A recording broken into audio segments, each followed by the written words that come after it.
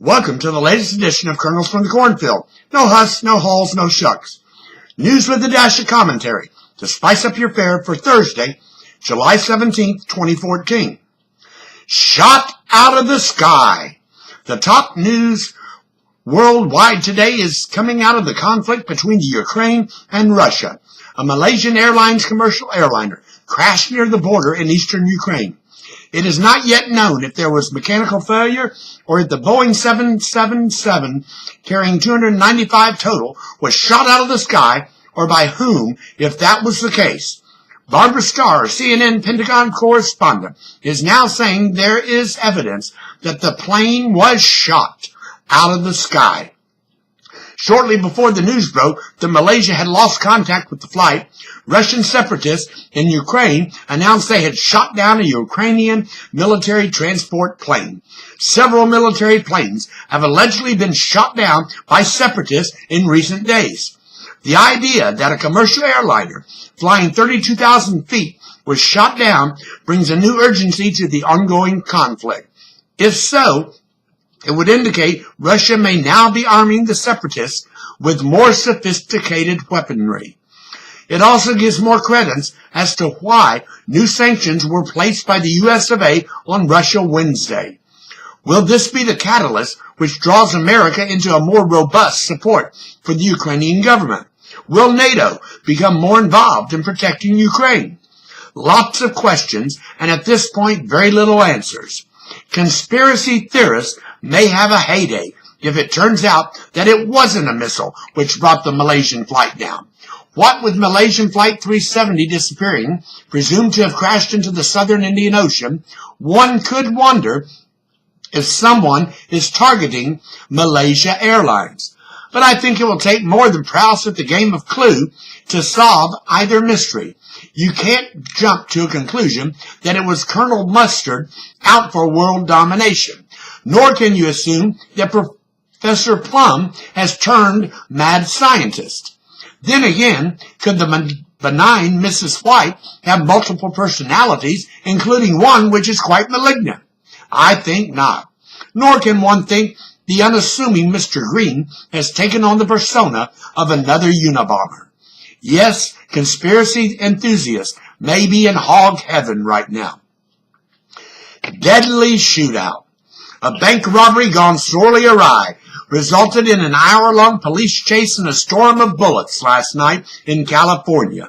3 women were taken hostage. One, sadly, lost her life. 2 of the 3 suspects also died during the confrontation.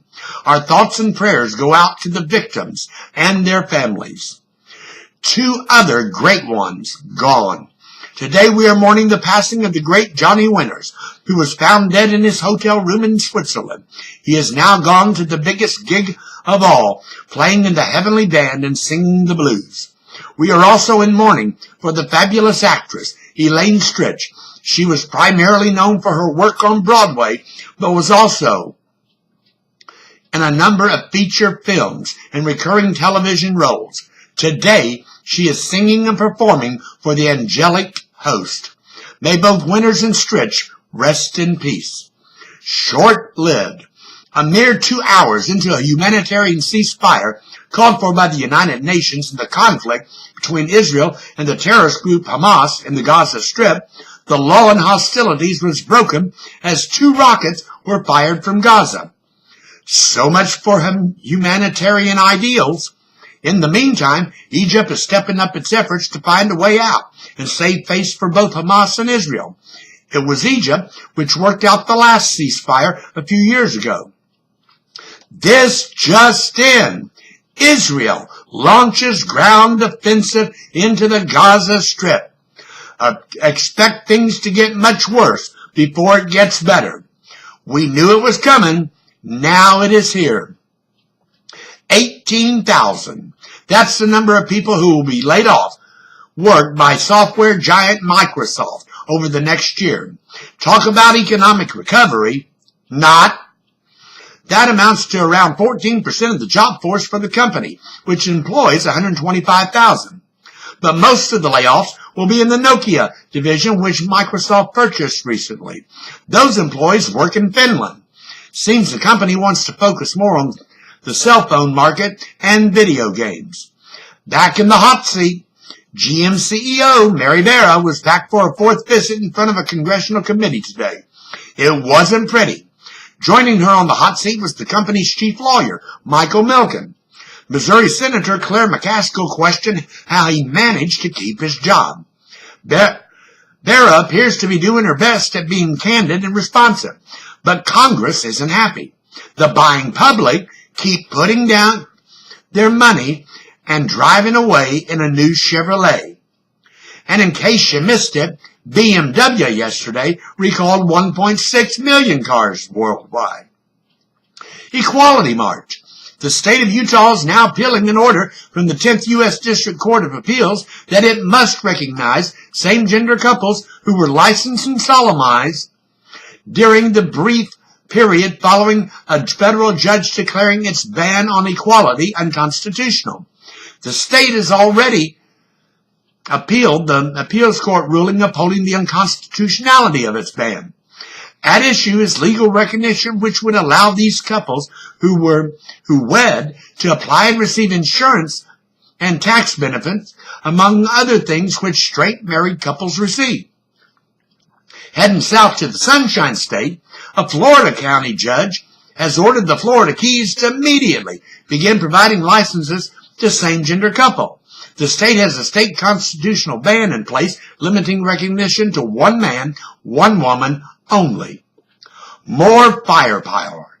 Chicago will get added firepower from the ATF in its fight to curb gun violence in the Windy City. The city and the state of Illinois have some of the toughest gun control laws on the books. The announcement by the Justice Department today brings the number of agents from the Bureau of Alcohol, Tobacco, Firearms, and Explosives to 52. This seems to be in response to the July 4th weekend shooting spree, which left dozens killed and injured.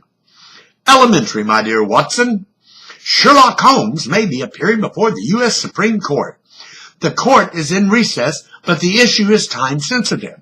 A California writer is wanting to develop a new series of stories about the characters created by Sir Arthur Conan Doyle more than a century ago. The 7th District Appeals Court gave the go-ahead, but the estate of the late British author is appealing the ruling, claiming copyright infringement. This could lead to a new take on Sherlock Holmes and Dr. Watson, or could keep the legendary duo firmly ensconced in literary sainthood. Focus on now. Seems that most of the media are fixated on an election in the far-off future and failing to see the election staring them in the face. As some of you may have noticed, I'm not talking about who will or will not run for president in 2016. We still have the midterm elections in 4 months, before even thinking about the long, drawn-out affair known as presidential primaries. Of course, I have opined little on the current election myself. The candidates are not being all that vocal in getting their message out. Most seem to be walking and not running for office. Yes, there's been at least one race which got some attention down in Mississippi, where the loser still refuses to concede. Overall, however, there is little dust-up in the political atmosphere. Remember in Field of Dreams the classic admonition, if you build it, they will come? I'm wondering this year, if we hold an election, no one will come. Would it not be sad if we hold the election and no one arrives to cast their ballots? Apathy of voters in this all-presidential election year seems to me to be at an all-time high. That's what caught my attention for this Thursday, July 17, 2014. Tune in tomorrow for another episode of Kernels from the Cornfield. I am Mark Ivy. Good evening.